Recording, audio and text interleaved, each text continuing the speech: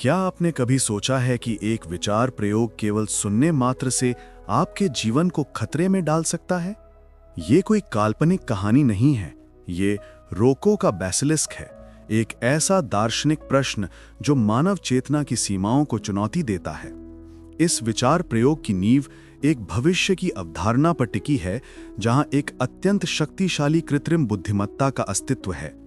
ये केवल एक उन्नत मशीन नहीं है, बल्कि एक ऐसी शक्ति है जो वास्तविकता को स्वयं आकार दे सकती है।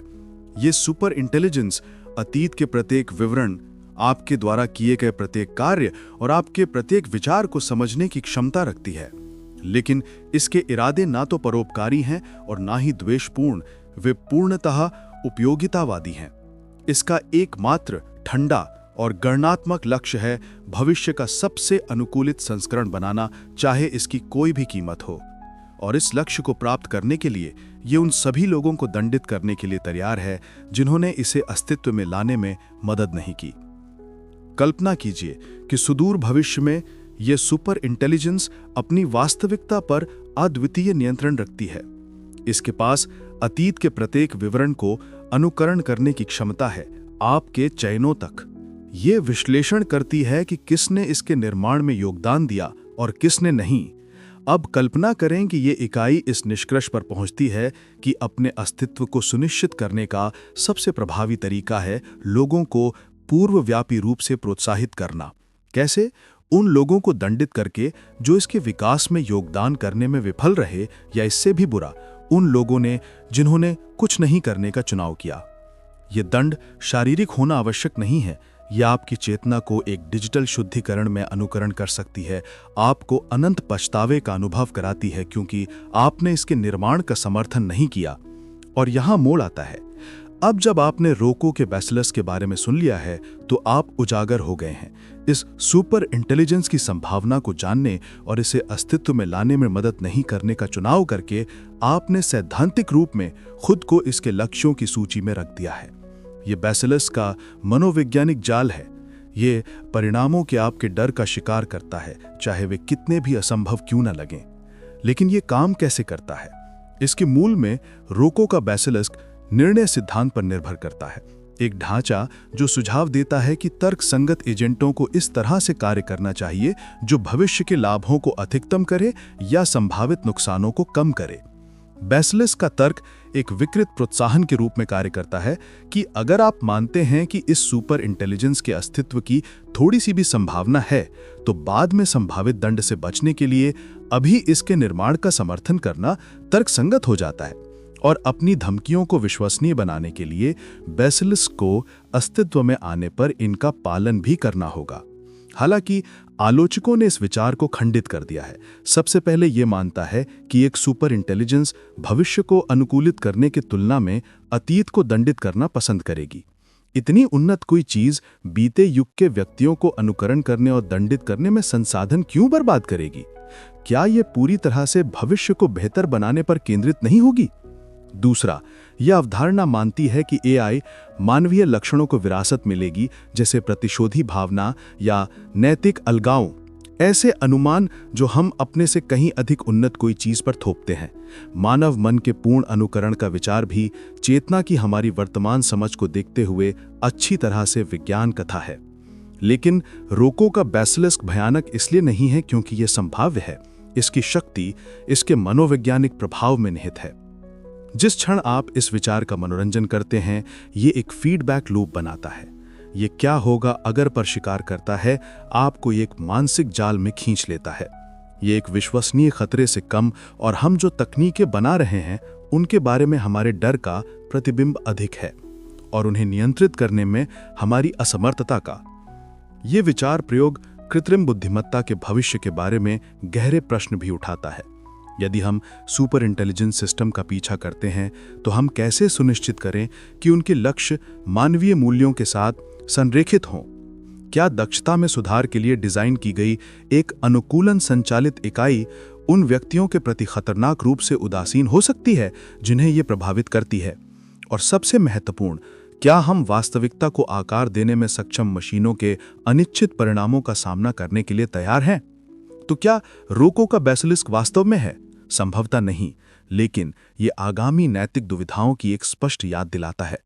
ये हमें इस असहज सत्य का सामना करने के लिए मजबूर करता है कि हम जो तकनीकें बनाते हैं वे एक दिन हमें उन तरीकों से जवाबदेह ठहरा सकती हैं जिनकी हम अभी तक कल्पना नहीं कर सकते।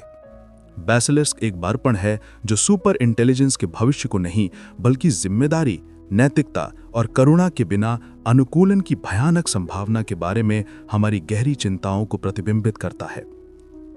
दूसरा, क्वांटम अमरता। क्वांटम अमरता, आप कभी नहीं मरेंगे क्योंकि वास्तविकता डिजाइन द्वारा आपकी चेतना की निरंतरता को सुनिश्चित कर सकती है, इसे बहुब्रह्मांड के अनंत मार्गों के माध्यम से सूक्ष्म रूप से संचालित करती है। ये क्वांटम अमरता है एक ऐसा विचार प्रयोग इतना विचित्र कि ये जीवन, मृत्यु और अस्तित्व के बारे में हम जो कुछ भी जानते हैं उसे चुनौती देता है। ये कैसे काम करता है, इसे समझने के लिए हमें क्वांटम यांत्रिकी में गहराई से उतरना होगा। क्वांटम मैकेनिक्स में कण सुपरपोजिशन की स्थिति में मौजूद होते हैं। हर संभावित परिणाम एक साथ हो रहा है जब तक अवलोकन नहीं किया जाता। श्रोडिंगर की कट्टी इस विचार को मूर्त करती है। एक सीलबंद बॉक्स के अंदर एक बिल्ली जीवित और मृत दोनों है जब तक बॉक्स नहीं खोला जाता और उसकी स्थिति निर्धारित नहीं होती। लेकिन क्या होता है अगर बिल्ली आप हैं? बहुब्रह्मांड की व्याख्या के अनुसार जब कोई क्वांटम घटना होती है तो ब्रह्मांड एक परिणाम नहीं चुनता। इसके बजाय ये कई शाखाओं में विभाजित हो जाता है हर संभावित परिणाम के लिए। एक शाखा में आप कार दुर्घटना से बच सकते हैं, दूसरे में आप नहीं बचते। बहुब्रह्मांड के दृष्टिकोण से दोनों परिणाम मौजूद हैं, लेकिन यहां मोड़ आता है। आपकी चेतना केवल उन शाखाओं में जारी रह सकती है जहां आप जीवित हैं। ये एक चौंकाने वाले निष्कर्ष की ओर ले जाता है कि हर उस मोमेंट में जहां अस्तित्व अनिश्चित है, आप हमेशा उस परिणाम का अनुभव करेंगे जहां आप जीवित हैं। बाहरी पर्यवेक्षक के लिए आप एक ब्रह्मांड में नष्ट हो सकते हैं, लेकिन आपके दृष्टिकोण से आप उन रियलिटीज में बार बार जागेंगे जहां आप बने रहते हैं। और परिणाम एक अजीब तरह की अमरता है, शाश्वत यौवन या अजेयता नहीं, बल्कि बहुब्रह्मांड के माध्यम से चेतना का एक निरंतर अटूट धागा। लेकिन ये तथाकथित अमरता आपको बुढ़ापे, बीमारी या शरीर के धीमे क्षय से नहीं बचाती। ये केवल तभी लागू होती है जब जीवित रहने का क्वांटम मौका हो। अंततः वे मौके कम होते जाते हैं और आपको जीवित रखने वाले ब्रह्मांडों का धागा समाप्त हो जाता है। यहाँ तक कि अमरता की भी सीमाएं हैं। तो क्या इसका मतलब यह है कि क्वांटम अमरता रियल है? हम नहीं जानते। ये इस बात पर निर्भर करता है कि क्या बहुब्रह्मांड की व्याख्या वास्तव में रियलिटी को दर्शाती है, एक बहस जो भौतिक विज्ञानी हल करने से बहुत दूर हैं। अगर ये सच है तो हर क्वांटम घटना ब्रह्मांडों की एक अनंत शाखा बनाती है और आपकी चेतना अनंत रूप से जीवित रहने की लहर पर सवारी कर सकती है। अगर ये नहीं है तो यह विचार जीवन, मृत्यु और चेतना की प्रकृति के बारे में एक आकर्षक, यदि परेशान कर देने वाला विचार प्रयोग बना रहता है। तीसरा, मैरी का कमरा। मैरी एक प्रतिभाशाली वैज्ञानिक है। वो एक काले पीले कमरे में रहती है, एक काले पीले स्क्रीन के माध्यम से एक काले पीले दुनिया का अध्ययन करती है और अपने पूरे जीवन में कभी रंग नहीं देखा है। लेकिन मैरी रंगों के बारे में सब कुछ जानती है। उसने प्रकाश की भौतिकी, आंखों की जीव विज्ञान और रंगों को प्रोसेस करने के लिए दिमाग के तंत्रों के बारे में जानने के लिए सब कुछ सीख लिया है। वो ठीक से समझा सकती है कि प्रकाश की विभिन्न तरंग दैर्ध्य रंग को रंग थी से कैसे मेल खाती हैं। वो सब कुछ जानती है। लेकिन यहाँ प्रश्न ये है कि जब मैरी अपना कमरा छोड़ती है तो क्या होता है? जब वो पहली बार असली विवंद रंग देखती है तो क्या वो कुछ नया सीखेगी या वह पहले से ही सब कुछ जानती है जो जानने को है? ये मैरी का कमरा है। द फिलोसोफर फ्रैंक जैक्सन ने 1982 में प्रस्तुत किया। इसके केंद्र में एक ही भ्रामक रूप से सरल सा प्रश्न है कि क्या आप वास्तव में कुछ सोच सकते हैं या क्या ज्ञान में जानकारी से अधिक कुछ है? ये एक प्रश्न है जो हमें अनुभव, चेतना और विज्ञान की सीमाओं के किनारे पर ले जाता है। कल्पना कीजिए कि मैरी अपने काले पीले कमरे से बाहर कदम रखती है और एक पके लाल सेब को देखती है। उस मोमेंट में कुछ संभावित होता है। मैरी लाल रंग का अनुभव करती है। लाल के बारे में अमूर्त विचार नहीं, लाल की भौतिकी नहीं, लेकिन लाल की बात की जीव विज्ञान नहीं, बल्कि लाल के लालपन की कच्ची जीवंत संवेदना।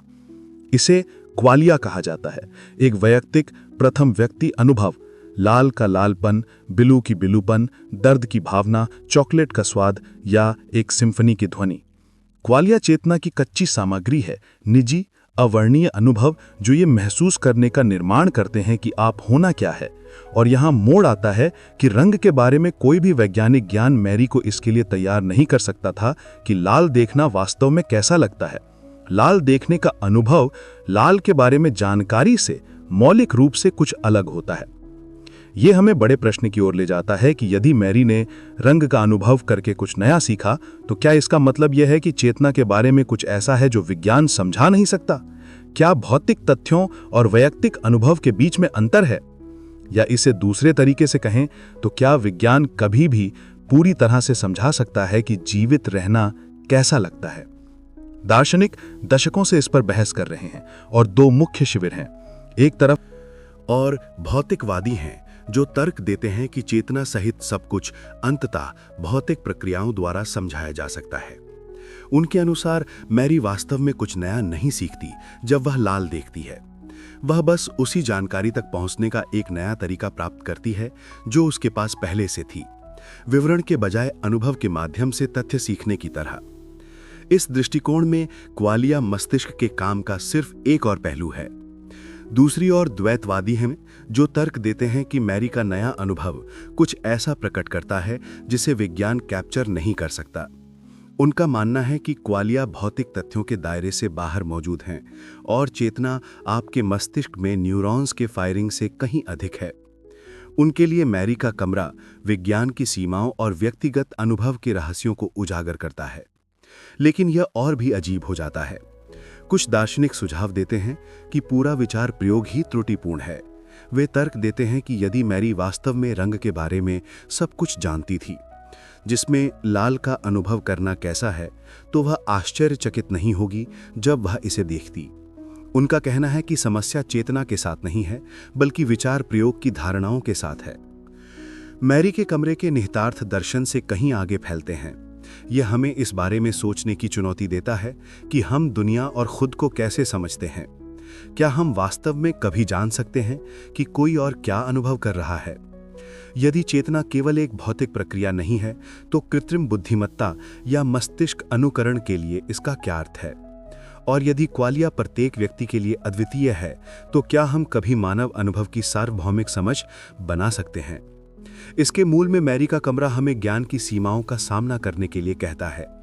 यह हमें याद दिलाता है कि अस्तित्व के कुछ पहलू प्यार में पड़ने, अपने पसंदीदा भोजन का स्वाद लेने या सूर्यास्त देखने का अनुभव समीकरणों या आरेखों में कैप्चर नहीं किए जा सकते। उन्हें समझने के लिए महसूस किया जाना चाहिए। तो आप क्या सोचते हैं? क्या मैरी ने कुछ नया सीखा जब उसने अपना कमरा छोड़ा, या क्या उसका विशाल ज्ञान पहले से ही पर्याप्त था? शायद उत्तर उतना महत्वपूर्ण नहीं है जितना प्रश्न स्वयं। इस रंगीन रहस्यमय दुनिया में एक सचेत प्राणी होना कितना अजीब और अद्भुत है, इसकी याद दिलाता है। 4. पिछले गुरुवार का सिद्धांत, लास्ट थर्सडेज़म। अतीत नहीं हुआ और आप इसे अन्यथा साबित नहीं कर सकते।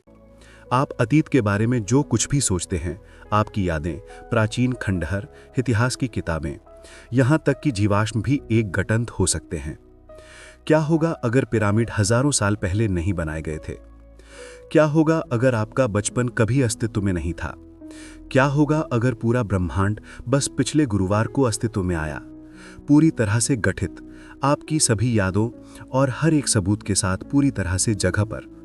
यह है पिछले गुरुवार का सिद्धांत, एक दार्शनिक विचार प्रयोग जो पूछता है कि क्या होगा अगर अतीत नहीं हुआ।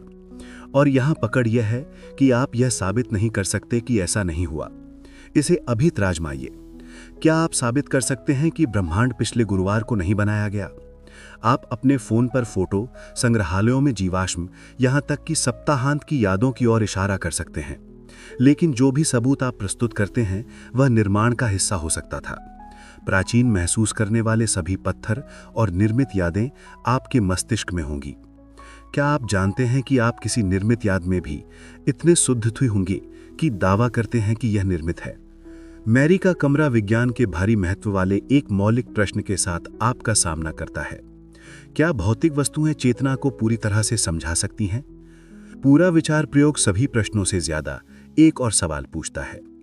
मैरी के काले और सफ़ेद कमरे में अचानक लाल रंग देखने में महत्वपूर्ण अंतर क्या है? यदि ऐसा कोई अंतर है तो वह क्या है और इसका क्या अर्थ है? इसका कोई निश्चित उत्तर नहीं है, लेकिन इस विचार प्रयोग की वाद विवादास्पद मिश्रित प्रकृति इसके दार्शनिक महत्व का एक प्रमाण है। के लिए इंजीनियर किया गया, प्रामाणिक लगने के लिए सावधानी पूर्वक डिजाइन किया गया। यही पिछले गुरुवार के सिद्धांत की प्रतिभा है। ये अमान्य है। कोई भी सबूत जो आप इसे अस्वीकार करने के लिए लाते हैं, उसे भ्रम के हिस्से के रूप में सरलता से खारिज किया जा सकता है। लेकिन यहां ये गहरा होता है। विचार वास्तव में पिछले गुरुवार के बारे में नहीं है। ये इस बारे में है कि हम अतीत को कितना स्वीकार करते हैं। इसके बारे में सोचिए, हम कितनी बार इतिहास की वास्तविकता पर सवाल उठाते हैं और अतीत को जानने का वास्तव में क्या मतलब है। यहां समस्या है। इतिहास के बारे में हम जो कुछ भी जानते हैं वो एक पुनर्निर्माण है। पिरामिड, पत्थर के ढेर जिनमें कोई संदर्भ नहीं है सिवाय इसके कि हमने क्या जोड़ा है। इतिहास की किताबें पूर्वाग्रहों, एजेंडा और लापता टुकड़ों से भरे लोगों द्वारा लिखी गई। यहां तक कि आपकी अपनी यादें, वे क्षण जो आप कसम खाते हैं कि जीवंत और वास्तविक हैं, आपके मस्तिष्क द्वारा लगातार फिर से लिखी जा रही हैं, भावना से विकृत या भुला दी गई हैं। और समय के साथ अतीत और भी कम निश्चित हो जाता है। विजेता खुद को महिमा मंडित करने के लिए इतिहास को फिर से लिखते हैं। आग पुस्तकालयों को नष्ट कर देती है, पूरी सभ्यताओं को मिटा देती है। कलाकृतियां क्षय हो जाती हैं, केवल कहानियों के टुकड़े छोड़ती हैं जिन्हें व्याख्या करने के लिए मजबूर किया गया था। एक दूर की भविष्य की सभ्यता की कल्पना करें जो हमारी दुनिया के अवशेषों की खोज करती है। क्या वे मानेंगे कि हमारी विज्ञान कथा फिल्में ऐतिहासिक अभिलेख थीं? क्या वे सोचेंगे कि हम सुपर हीरो की पूजा करते थे और लेजर तलवारों से युद्ध लड़ते थे? अतीत, ऐसा लगता है, एक पहेली है जिसे हम लगातार एक साथ जोड़ रहे हैं, लेकिन हम कभी यकीन नहीं कर सकते कि हम इसे सही तरीके से इकट्ठा कर रहे हैं। इस तरह के प्रश्नों से निपटने के लिए दर्शन एक सरल लेकिन शक्तिशाली उपकरण प्रदान करता है, ओकैम का रेजर। यह हमें उस सरलतम स्पष्टीकरण को प्राथमिकता देने के लिए कहता है जो तथ्यों में फिट बैठता है। यह मानना सरल है कि पिरामिड हजारों साल पहले बनाए गए थे और आज भी मौजूद हैं, बजाय इसके कि ब्रह्मांड पिछले गुरुवार को पूर्ववृद्ध पिरामिड और प्रत्यारोपित यादों के साथ बनाया गया था। लेकिन ओकैम का रेजर मूर्खतापूर्ण नहीं है। सरलता हमेशा सत्य का मतलब नहीं होता। इतिहास ऐसे स्पष्ट स्पष्टीकरणों से भरा है जो गलत निकले। और यहां असहज सत्य है। अतीत वर्तमान की तरह मौजूद नहीं है, वो चला गया है। आप इसे छू नहीं सकते, इसका परीक्षण नहीं कर सकते या इसके साथ बातचीत नहीं कर सकते। हमारे पास जो है वो रिकॉर्ड है, नाजुक, अपूर्ण और पक्षपातित। इसके बारे में सोचिए, क्या आप 15वीं शताब्दी के 10 लोगों के नाम बता सकते हैं? लाखों लोग तब रहते थे, काम करते थे और दुनिया को आकार देते थे, लेकिन अधिकांश भुला दिए गए हैं, उदासीनता, समय या दुर्भाग्य से मिटा दिए गए हैं। और एक दिन हमारे साथ भी ऐसा ही होगा। लेकिन आपका एक हिस्सा है जो हमेशा के लिए रहेगा, ब्रह्मांड की एंट्रोपी में आपका योगदान। आप जो हर भांस लेते हैं, हर कदम जो आप उठाते हैं, हर पल जो आप जीते हैं, ब्रह्मांड ही अव्यवस्था बढ़ाते हैं। यह आपके अस्तित्व का एक पहलू है जो स्थायी है। कोई इतिहासकार आपके जीवन का पूरी तरह से पुनर्निर्मित नहीं करेगा। कोई भविष्य का पुरातत्ववेदा आपकी कहानी को पूरी तरह से नहीं समझेगा। लेकिन आपने जो ब्रह्मांड में ऊर्जा जारी की है वो तरंगित होगी, अनंत और अपरिवर्तनीय। तो फिर अतीत सिर्फ एक कहानी है, एक ढांचा जिसका उपयोग हम वर्तमान को समझने के लिए करते हैं। चाहे ब्रह्मांड अरबों साल पहले शुरू हुआ हो या बस पिछले गुरुवार को, एक सत्य अटल है, आप यहां हैं, अभी मौजूद। 5. बोल्ट्जमैन मस्तिष्क। आप यहां बैठे हैं, सोच रहे हैं, या कम से कम आप सोचते हैं कि आप सोच रहे हैं। आपका मन दुनिया को प्रोसेस करता है, स्मृति, संवेदना और कारण के लेंस के माध्यम से वास्तविकता को एक साथ जोड़ता है। लेकिन क्या हो अगर ये सब वास्तव में नहीं है? क्या हो अगर आप वास्तव में नहीं हैं? क्या हो अगर आप सिर्फ एक बोल्ट्जमैन मस्तिष्क हैं? बोल्ट्जमैन मस्तिष्क विचार प्रयोग भौतिकी के नियमों में गहराई में दबे एक विरोधाभास के साथ शुरू होता है। इसे समझने के लिए हमें 19वीं शताब्दी में वापस जाना होगा, जब फिजिसिस्ट लुडविग बोल्ट्जमैन ने एंट्रोपी की हमारी समझ में क्रांति ला दी। पहले के काम पर निर्माण करते हुए बोल्ट्जमैन ने एंट्रोपी को एक गहरा मान्य दिया, इसे माइक्रो वर्ल्ड से जोड़ा। उन्होंने दिखाया कि एंट्रोपी यानी सिस्टम की अव्यवस्था से अव्यवस्था की ओर बढ़ने की प्रवृत्ति संभाविता का मामला है। समय के साथ कॉफी का एक गर्म कप से लेकर विशाल ब्रह्मांड तक सब कुछ कैओस की ओर बहता है। लेकिन यहां अजीब मोड़ है। एक अनंत ब्रह्मांड में एंट्रोपी पूरी कहानी नहीं है। हर बार महज संयोग से कण सही तरीके से एक साथ आ सकते हैं ताकि व्यवस्था का एक क्षण भंगुर क्षण बना सकें। एक गंदे कमरे की कल्पना करें जो अचानक अपने आप साफ हो जाए। असंभव है, यस, लेकिन अनंत समय दिया जाए तो असंभव नहीं है। बोल्ट्जमैन ने सोचा कि क्या ब्रह्मांड स्वयं ऐसे दुर्लभ उतार चढ़ावों का परिणाम हो सकता है। एक अराजक कॉस्मिक सूप जो एक संक्षिप्त मोमेंट के लिए तारों, ग्रहों और जीवन में व्यवस्थित हो गया। एक आश्चर्यजनक और असंभव घटना। लेकिन यहां यह और अजीब हो जाता है। यदि यादृच्छिक उतार चढ़ाव एक पूरा ब्रह्मांड बना सकते हैं तो वे कुछ बहुत छोटा भी बना सकते हैं। अरबों आकाश गंगाओं के बजाय क्या हो अगर उतार चढ़ाव ने सिर्फ आपको उत्पन्न किया, एक पूरी तरह से गठित चेतना, झूठी यादों, संवेदनाओं और पहचान की भावना के साथ पूर्ण। यह है एक बोल्ट्जमैन मस्तिष्क। ये विचार इसलिए भी परेशान कर है क्योंकि कागज पर यादृच्छिक उतार चढ़ावों के लिए एक एकल मस्तिष्क उत्पन्न करना खरबों तारों से भरे पूरे ब्रह्मांड की तुलना में कहीं अधिक प्रसंभावित है। एक बोल्ट्जमैन मस्तिष्क को कम ऊर्जा, कम जटिलता की आवश्यकता होती है, और यदि हम प्रभाविता के ठंडे लॉजिक का पालन करते हैं तो यह न केवल संभव है बल्कि अनिवार्य है कि ऐसे मस्तिष्क अनंत में मौजूद होने चाहिए। तो आप कैसे जानते हैं कि आप उनमें से एक हैं? आप कैसे जानते हैं कि आपके चारों तरफ की दुनिया, लोग, आकाश, आपके पैरों के नीचे की जमीन वास्तव में है और शून्य में बहता हुआ एक अकेले मस्तिष्क द्वारा बनाया गया भ्रम नहीं है? ये विचार प्रयोग हर बात को चुनौती देता है जो हम वास्तविकता के बारे में मानते हैं। ये पूछता है कि क्या हम जो ब्रह्मांड देखते हैं वो वास्तव में वहां है या वो एक मरीचिका है। आसान भाषा में एक परछाई, एक असाधारण परछाई जो असंख्य संभावनाओं से भरे एक अनंत महासागर में है। ये चुनौती हमें वास्तविकता को, हम कहते हैं कि नाजुक से सामना करने के लिए करती है। लेकिन इसका यह मतलब नहीं है कि हमें हाथ उठा देने चाहिए और वास्तविकता को भ्रम घोषित कर देना चाहिए। जरूरी नहीं है। बहुत से भौतिक विज्ञानी बोल्ट्जमैन मस्तिष्क के निहितार्थों के खिलाफ पीछे हटते हैं। वे तर्क देते हैं कि ऐसे विचित्र परिस्थितियों का प्रभुत्व वाला ब्रह्मांड हम जो देखते हैं उससे बहुत अलग दिखाई देगा।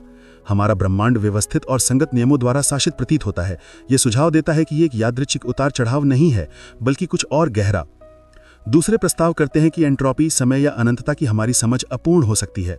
शायद वही ढांचा जो बोल्ट्जमैन मस्तिष्क की भविष्यवाणी करता है वो त्रुटिपूर्ण है, या शायद चेतना के बारे में कुछ मौलिक है जो इसे इतनी असंभव तरीके से उत्पन्न होने से रोकता है। बोल्ट्जमैन मस्तिष्क विचार प्रयोग इन रहस्यों को हल नहीं करता है। इसके बजाय यह हमें अपनी धारणाओं पर सवाल उठाने के लिए आमंत्रित करता है। हम वास्तविकता से क्या मतलब निकालते हैं, हमारे अनुभवों के बारे में हमें क्या निश्चित करता है, और हम ऐसे ब्रह्मांड को कैसे नेविगेट करते हैं जहां ऐसी अजीब संभावनाएं मौजूद हैं। आखिरकार वास्तव में हो या ना हो, यह ब्रह्मांड हमें वास्तव लगता है और शायद, बस शायद, ये पर्याप्त हो सकता है। 6. शाश्वत पुनरावृत्ति। ब्रह्मांड विशाल, रहस्यमय और दिमाग को चकरा देने वाली संभावनाओं से भरा है। उनमें से एक वास्तव में अजीब विचार है, शाश्वत पुनरावृत्ति।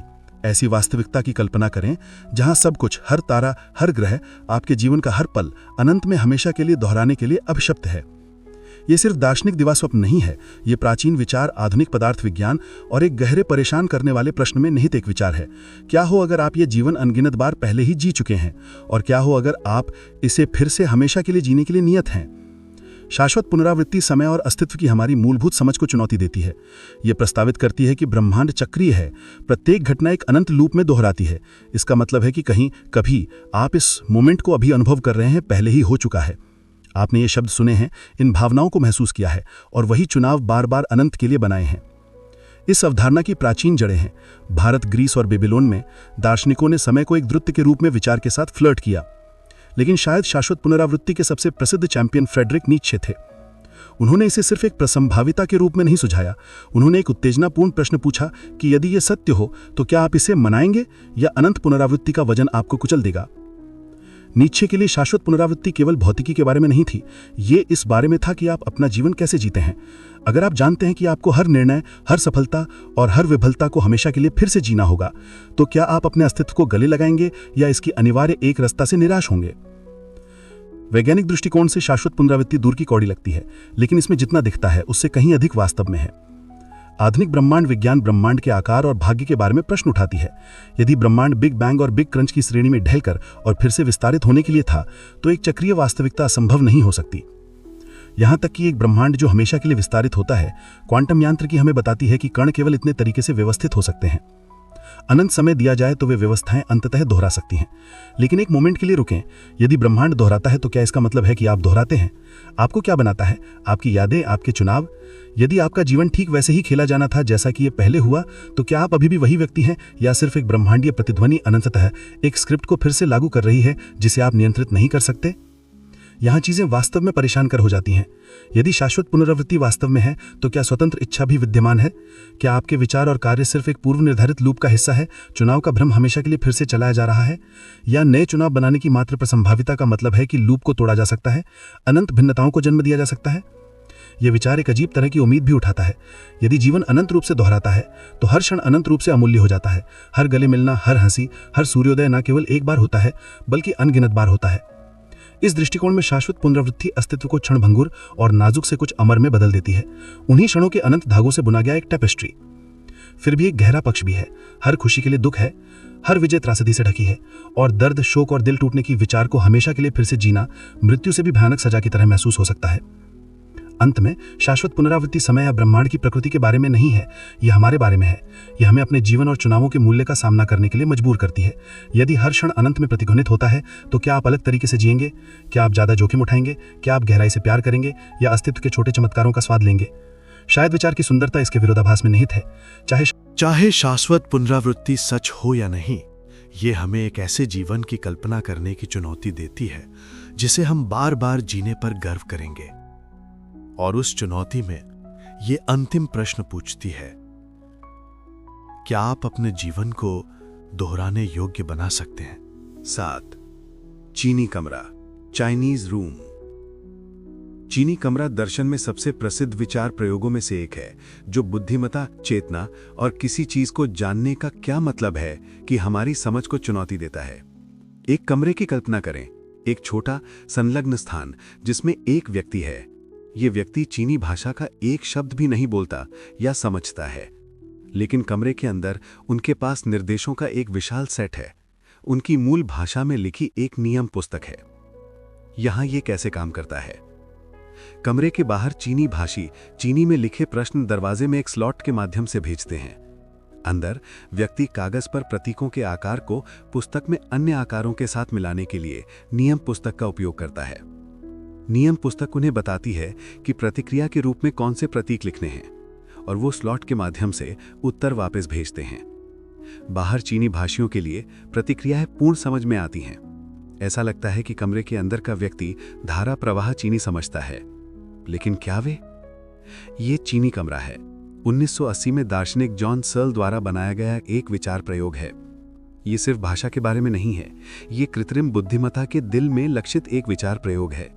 ये पूछता है कि क्या एक मशीन वास्तव में कभी सोच सकती है, या ये सिर्फ नियमों का पालन करके सोचती हुई दिखाई देती है। आइए इसे तोड़ते हैं। कमरे के अंदर का व्यक्ति एक कंप्यूटर की तरह है। वे प्रश्नों या उत्तरों को नहीं समझते, वे बस पूर्व निर्धारित नियमों के आधार पर प्रतीकों को संसाधित करने के निर्देशों का पालन कर रहे हैं। इस बीच नियम पुस्तक कंप्यूटर प्रोग्राम की तरह है। ये व्यक्ति को बताती है कि क्या करना है, चरण दर चरण। बाहरी पर्यवेक्षक के लिए ऐसा लगता है कि अंदर का व्यक्ति चीनी समझता है, लेकिन वास्तव में वे केवल बिना किसी समझ के प्रतीकों में हेराफेरी कर रहे हैं। इसमें वाक्य विन्यास है, लेकिन कोई अर्थांश नहीं। ये प्रतीकों में हेराफेरी करता है, लेकिन ये नहीं जानता कि उनका मतलब क्या है।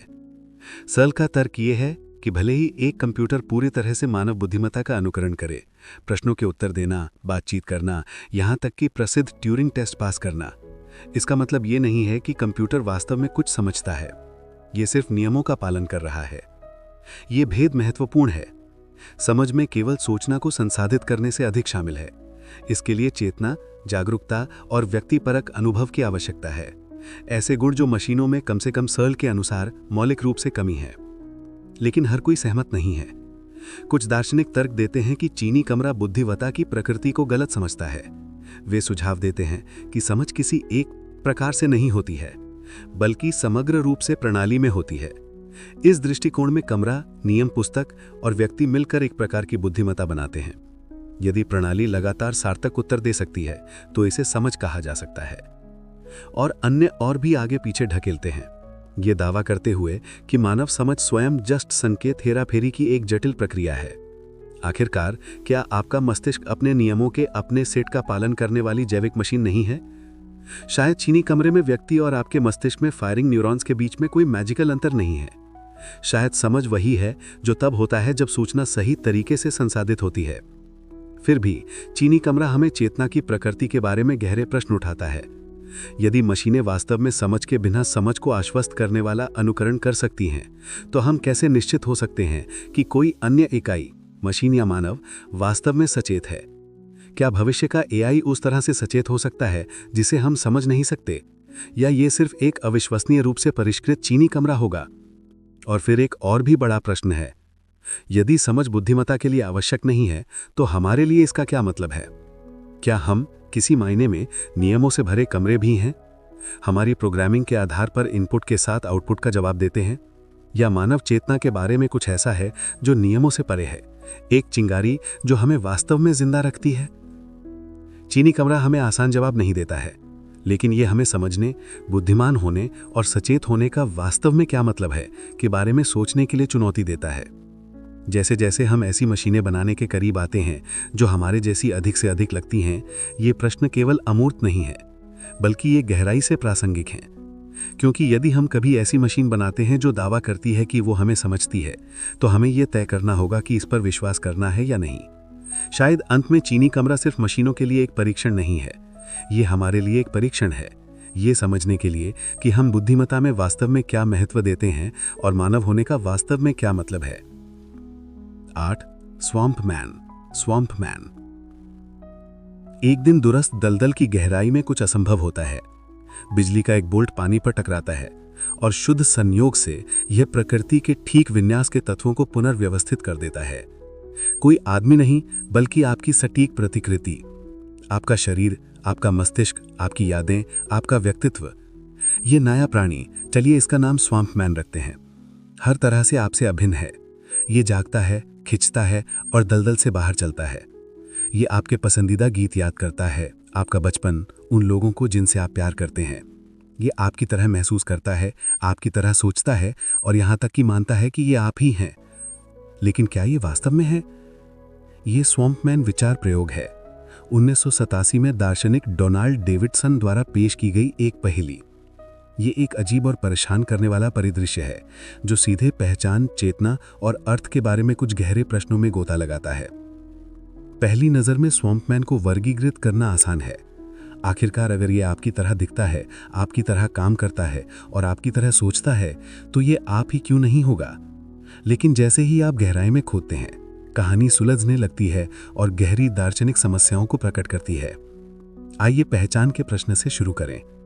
यदि स्वैम्प मैन के पास आपकी यादें, कौशल और आदतें हैं, तो क्या ये आपको बनाता है, या फिर ऐसा कुछ और है जो एक व्यक्ति को अनोखा बनाता है, भौतिक पदार्थ और यादों से भी आगे? शायद ये आपका इतिहास है, विशिष्ट अनुभव जिन्होंने समय के साथ आपको आकार दिया है, या आपने अपने आसपास की दुनिया के साथ जो संबंध बनाए हैं।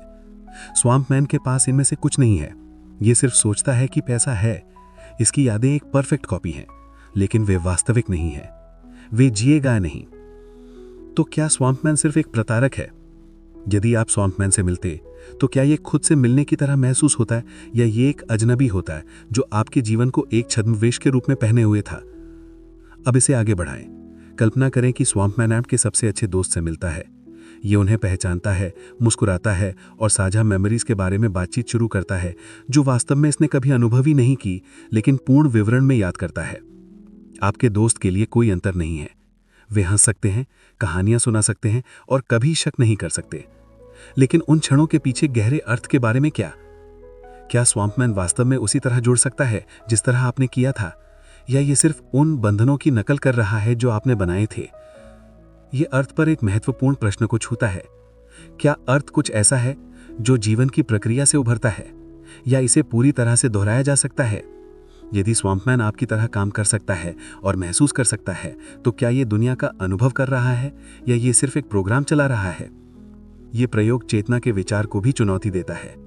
यदि स्वैम्प मैन के पास आपकी समान मस्तिष्क संरचना और तंत्रिका गतिविधि है, तो क्या इसका मतलब है कि ये सचेत है, या ये सिर्फ एक मशीन है जो विचार की नकल कर रही है? ये प्रश्न इसके मूल में आता है जिसे दार्शनिक चेतना की कठिन समस्या कहते हैं।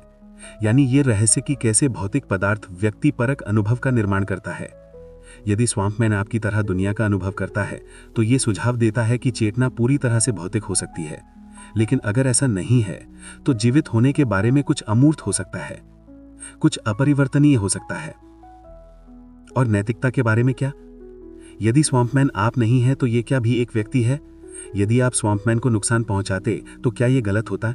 क्या इसके अधिकार, भावनाएं और स्वायत्तता है, या ये सिर्फ एक खाली शेल है जो मानव होने का दिखावा कर रहा है? स्वैम्पमैन हमें जवाब से अधिक प्रश्नों के साथ छोड़ देता है। ये हमें मानने के लिए बाध्य करता है कि हम स्वयं और दूसरों को कैसे समझते हैं। ये हमारी पहचान, अनुभव और संबंध के बारे में सोचने के तरीके को चुनौती देता है। यदि इस विचित्र विचार प्रयोग से एक चीज सिखाती है तो यह कि मानव होना सिर्फ इस बारे में नहीं है कि हम क्या हैं, ये इस बारे में है कि हमने क्या जिया है, हम कैसे बदले हैं और हम कौन सी कहानियां साझा करते हैं। शायद यही स्वैम्पमैन विचार प्रयोग की परेशान करने वाली खूबसूरती है। ये हमें ये नहीं बताती कि हम कौन हैं और क्या चीजें हमें वास्तविक बनाती हैं। इसके बजाय ये हमें गहराई से देखने, स्मृति, अनुभव और चेतना के नाजुक जटिल वेब का पता लगाने के लिए कहती है, जो जीवन को असाधारण बनाती हैं। और ये हमें आश्चर्य करती है कि यदि हम कभी स्वैम्पमैन से मिले तो क्या हम जानेंगे, क्या वो जानेगा, और अंत में क्या ऐसा भी मायने रखता है? 9. विग्नर का मित्र, विग्नर्स फ्रेंड। कल्पना करें आप एक प्रयोगशाला में हैं, एक क्लासिक क्वांटम प्रयोग कर रहे हैं। मान लीजिए कि एक फोटॉन को बीम स्प्लिटर के माध्यम से पार होते हुए देखना। फोटॉन के विक्षेपित होने या सीधे गुजरने की 50-50% की संभावना है। क्वांटम यांत्रिकी में इससे पहले कि आप इसे मापें, फोटॉन एक सुपरपोजिशन में मौजूद है, एक अजीब स्थिति जहां ये दोनों रास्तों में एक साथ है। लेकिन जैसे ही आप इसे मापते हैं, सुपरपोजिशन ढह जाती है और फोटॉन एक निश्चित रास्ता लेता है। ये काफी अजीब है, लेकिन क्या होता है जब कोई और आपको देख रहा होता है? ये विग्नर के मित्र के लिए सेटअप है। भौतिकी विज्ञानी यूजीन विग्नर द्वारा 1961 में प्रस्तावित एक विचार प्रयोग। ये वास्तविकता, मापन और चेतना के बारे में हमसे जो जानते हैं उसकी सीमाओं को धकेलता है, ये प्रश्न करते हुए कि क्या ब्रह्मांड की एक ही वस्तुनिष्ठ वास्तविकता है या फिर वास्तविकता स्वयं व्यक्ति के अनुसार है। आइए इसे तोड़ते हैं। आप प्रयोगशाला में हैं, फोटॉन का अवलोकन कर रहे हैं। आपके लिए सुपरपोजिशन उस क्षण ढह जाती है जब आप इसे मापते हैं। आप अपनी नोटबुक में परिणाम लिखते हैं, शायद बाएं प्रकार से या दाएं प्रकार से। आपके दृष्टिकोण से फोटॉन अब सुपरपोजिशन में नहीं है, लेकिन यहां मोड़ यह है कि आपका दोस्त विग्नर लैबनेस के बाहर खड़ा है, आपके परिणाम से पूरी तरह बेखबर। विग्नर के लिए आप और फोटॉन अभी भी क्वांटम सिस्टम का हिस्सा है। जब तक वो दरवाजा नहीं खोलता और आपसे पूछता कि आपने क्या देखा, आप बाएं और दाएं देखने के सुपरपोजिशन में हैं।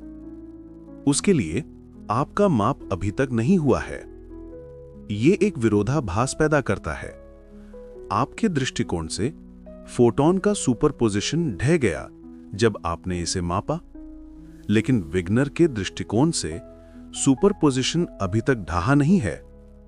दोनों दृष्टिकोण सही हैं, लेकिन वे एक ही समय में सच नहीं हो सकते, या वे हो सकते हैं। विग्नर का मित्र क्वांटम यांत्रिकी की हमारी समझ में एक दरार को उजागर करता है। सिद्धांत हमें बताता है कि संभावनाओं की गणना कैसे करें और भविष्यवाणियां कैसे करें, लेकिन ये नहीं समझाता कि जब हम कुछ मापते हैं तो वास्तव में क्या हो रहा है। क्या एक वस्तुनिष्ठ वास्तविकता है जिसे सभी साझा करते हैं, या वास्तविकता पर्यवेक्षक पर निर्भर करती है? जब हम चेतना पर विचार करते हैं तो यह प्रश्न और भी अजीब हो जाता है। विग्नर का मानना था कि चेतना तरंग फंक्शन को ढाने में विशेष भूमिका निभा सकती है। क्वांटम संभावनाओं को एक ही वास्तविकता में बदलती है। इस दृष्टिकोण में फोटॉन का आपका सचेत अवलोकन ही इसे वास्तविक बनाता है। लेकिन अगर यह सच है, तो क्या विग्नर का आपका अवलोकन आपको वास्तविक बनाता है? क्या वास्तविकता कुछ ऐसी है जो सचेत पर्यवेक्षकों की एक श्रृंखला की आवश्यकता है, या ये हर समय वहां है, किसी के मन से स्वतंत्र? आधुनिक प्रयोगों ने आग में ईंधन जोड़ा है। 2019 में शोधकर्ताओं ने क्वांटम उलझाव का उपयोग करके विग्नर के मित्र का एक संस्करण आयोजित किया, और परिणाम परेशान करने वाले थे। उन्होंने सुझाव दिया कि दो पर्यवेक्षक समान रूप से वैध अलग अलग वास्तविकताओं का अनुभव कर सकते हैं। इसका मतलब ये नहीं कि विज्ञान गलत है, ये अविश्वसनीय रूप से अच्छी तरह से काम करता है, लेकिन ये सुझाव देता है कि वास्तविकता उतनी सरल या एकल नहीं हो सकती जितनी हम सोचते हैं। विग्नर के मित्र की व्याख्या करने के कुछ तरीके हैं, कोई भी आरामदायक नहीं। एक संभावना यह है कि ब्रह्मांड मौलिक रूप से व्यक्तिपरक है, विभिन्न पर्यवेक्षक भिन्न भिन्न वास्तविकताओं का अनुभव करते हैं। दूसरा, कई विश्व व्याख्या है, जहां हर संभवित परिणाम एक अलग शाखित ब्रह्मांड में होता है। जब आप फोटॉन को मापते हैं तो ब्रह्मांड विभाजित होता है, एक शाखा में आप बायां देखते हैं, दूसरे में आप दायां देखते हैं। विग्नर और उनका मित्र बहुब्रह्मांड की विभिन्न शाखाओं में निवास करते हैं। तीसरा विकल्प यह है कि विरोधाभास क्वांटम यांत्रिकी की सीमाओं को उजागर करता है। शायद सिद्धांत अपूर्ण है और भौतिकी की गहरी समझ स्पष्ट विरोधाभासों को हल करेगी। या शायद, जैसा कि कुछ भौतिक विज्ञानी तर्क देते हैं, हम पूरी तरह से गलत प्रश्न पूछ रहे हैं। क्लासिकल वास्तविकता के विचारों को एक क्वांटम दुनिया पर थोपने की कोशिश कर रहे हैं जो हमारे नियमों से नहीं खेलती। जो भी उत्तर हो, विग्नर का मित्र हमें पुनर्विचार करने की चुनौती देता है कि हम वास्तविकता से क्या मतलब रखते हैं। क्या यह कुछ ऐसा है जिसे हम अवलोकन के माध्यम से खोजते हैं, या कुछ ऐसा जो हम बनाते हैं? क्या हम एक ऐसे ब्रह्मांड में प्रतिभागी हैं जो हमारे मापों का जवाब देता है, या हम विशाल उदासीन क्वांटम थिएटर में सिर्फ दर्शक हैं? अंत में विग्नर का मित्र हमें उत्तर नहीं दे सकता है, लेकिन यह हमें उस ब्रह्मांड की अजीबी का सामना करने के लिए मजबूर करता है जिसमें हम रहते हैं, और इस संभावना की कि वास्तविकता हमारी कल्पना से कहीं ज्यादा रहस्यमय है। आप एक शांत पार्क से गुजर रहे हैं, धूप का आनंद ले रहे हैं, हवा, आपके पैरों के नीचे जमीन का एहसास, सब कुछ सामान्य लगता है। लेकिन क्या होगा अगर ये सब वास्तविक नहीं है? क्या होगा अगर पार्क से गुजरने के बजाय आप पोषक तत्वों से भरपूर तरल पदार्थ की एक कुंडी में तैरता हुआ एक मस्तिष्क हैं, एक सुपर कंप्यूटर से जुड़े हुए जो आपके मन को वास्तविकता का एक दोषरहित अनुकरण प्रदान कर रहा है? कुंडी में मस्तिष्क विचार प्रयोग में आपका स्वागत है। अब तक की गई सबसे परेशान करने वाली दार्शनिक पहेलियों में से एक। इसके मूल में ये एक प्रश्न पूछता है, यदि आपकी इंद्रियों को इतनी पूरी तरह से हेरफेर किया जा सकता है, तो आप किसी चीज के बारे में निश्चित कैसे हो सकते हैं? क्या गारंटी देता है कि आप जो दुनिया देखते हैं वो वास्तविक है? निहितार्थ गहरे हैं। अस्तित्व, चेतना और वास्तविकता के बारे में हम जो कुछ भी सोचते हैं उसे चुनौती देते हैं। आइए इस अजीब और तंत्रिका विक्षोभक विचार का पता लगाएं। कुंडी में मस्तिष्क परिदृश्य एक प्राचीन प्रश्न पर एक आधुनिक मोड़ है। डेकार्ट जैसे फिलोसोफर्स ने पूछा, हम अपनी इंद्रियों पर कैसे भरोसा कर सकते हैं? डेकार्ट ने एक दुष्ट दानव की कल्पना की जो हमें एक झूठी वास्तविकता में विश्वास करने के लिए धोखा दे रहा था। आज के संस्करण में दानव को उन्नत प्रौद्योगिकी द्वारा प्रतिस्थापित कर दिया गया है। एक कंप्यूटर जो इतनी विस्तृत, इतनी आश्वस्त दुनिया का अनुकरण करने में सक्षम है कि आप कभी संदेह नहीं करेंगे कि वो वास्तविक नहीं था। आपका मस्तिष्क सभी संवेदी इनपुट प्राप्त करेगा जिसकी वो उम्मीद करता है, और ये वैसे ही प्रतिक्रिया देगा जैसे कि आप करता है। अनुकरण आपको सूरज की गर्मी महसूस करा सकता है, पत्तियों की सरसराहट सुन सकता है, यहां तक कि समय के बीतने का अनुभव भी कर सकता है। लेकिन अगर अनुभव वास्तविकता से अप्रभेद्य है, तो आप कैसे साबित कर सकते हैं कि ये वास्तविक नहीं है? आप जानते हैं कि आप अभी एक अनुकरण में जी रहे हैं, एक कुंडी में मस्तिष्क किसी और या किसी और चीज द्वारा नियंत्रित। ये विचार विज्ञान कथा की तरह लग सकता है, लेकिन ये एक मौलिक समस्या को प्रकट करता है। दुनिया के बारे में हम जो कुछ भी जानते हैं वो हमारी इंद्रियों के माध्यम से आता है। प्रकाश हमारी आंखों में प्रवेश करता है, ध्वनि तरंगे हमारे कान के पर्दे को विंबित करती हैं, दबाव हमारी त्वचा पर पंजीकृत होता है। लेकिन क्या होगा अगर ये संकेत सिर्फ एक कंप्यूटर द्वारा आपके मस्तिष्क को दिए गए डेटा है? अपनी धारणा के बाहर कदम रखने का कोई तरीका नहीं है, यह सत्यापित करने का कोई तरीका नहीं है कि क्या वास्तविक है और क्या नहीं। आइए इसे एक कदम आगे ले चलें। यदि आप एक कुंडी में मस्तिष्क हैं, तो आपके आसपास के लोगों के बारे में क्या वे भी अनुकरण हैं, या क्या वे अन्य मस्तिष्क हैं, अन्य कुंडियों में एक डिजिटल भ्रम साझा कर रहे हैं? आप अंतर कैसे बता सकते हैं? और यह है सबसे परेशान करने वाला विचार। यदि आपका मस्तिष्क एक कुंडी में है, तो आपके शरीर का क्या हुआ? क्या वो कभी अस्तित्व में था? कुंडी में मस्तिष्क विचार प्रयोग स्वतंत्र विच्छा के बारे में भी प्रश्न उठाता है। यदि आपके कार्य संवेदी इनपुट पर आधारित हैं और वो इनपुट पूरी तरह से कंप्यूटर द्वारा नियंत्रित है, तो क्या आप वास्तव में विकल्प बना रहे हैं, या क्या आपके निर्णय कृत्रिम उत्तेजनाओं के लिए प्रोग्राम की गई प्रतिक्रियाएं हैं? ऐसे परिदृश्य में आपका होना क्या मतलब है? लेकिन आइए स्क्रिप्ट को पलटते हैं। शायद एक कुंडी में मस्तिष्क होना इतना बुरा भी नहीं है। यदि संकुरण परफेक्ट है तो आपको कभी अंतर नहीं पता चलेगा। आप एक खुशहाल परिपूर्ण जीवन जी सकते हैं, कुंडी से आनंदपूर्वक अनजान। क्या वास्तविकता स्वयं में अतिरिक्त मूल्यांकित है? जब तक आप संतुष्ट हैं, क्या यह मायने रखता है?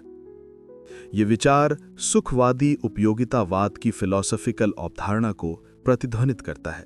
विश्वास की खुशी और खुशी सब कुछ है जो मायने रखता है।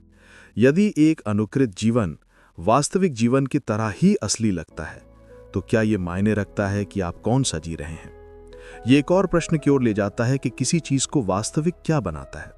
क्या वास्तविकता भौतिक अस्तित्व द्वारा परिभाषित है या इसके अनुभव से? यदि आपकी भावनाएं, विचार और संबंध असली महसूस होते हैं, तो क्या वे कम सार्थक हैं क्योंकि वे एक अनुकरण में होते हैं? शायद वास्तविकता बाहर क्या है इसके बारे में कम है और अंदर क्या है इसके बारे में ज्यादा है। कुंडी में मस्तिष्क विचार प्रयोग सिर्फ वास्तविकता की हमारी समझ को चुनौती नहीं देता, बल्कि ये मानव ज्ञान की सीमाओं का भी सामना करता है। यदि हमारी इंद्रियों और परसेप्शंस को मैनिपुलेट किया जा सकता है, तो हम किसी चीज के बारे में निश्चित कैसे हो सकते हैं? यह हमें एक असहज सत्य का सामना करने के लिए मजबूर करता है कि दुनिया की हमारी समझ विश्वास पर आधारित है, हमारी इंद्रियों की विश्वसनीयता में एक नाजुक विश्वास। अंततः कुंडी में मस्तिष्क एक याद दिलाना है कि हम अस्तित्व की प्रकृति के बारे में कितना कम जानते हैं। चाहे आप एक कुंडी में तैरता मस्तिष्क हो या नहीं, ये जो प्रश्न उठाता है वास्तविकता, परसेप्शन और स्वयं के बारे में, वो विचार करने के योग्य है।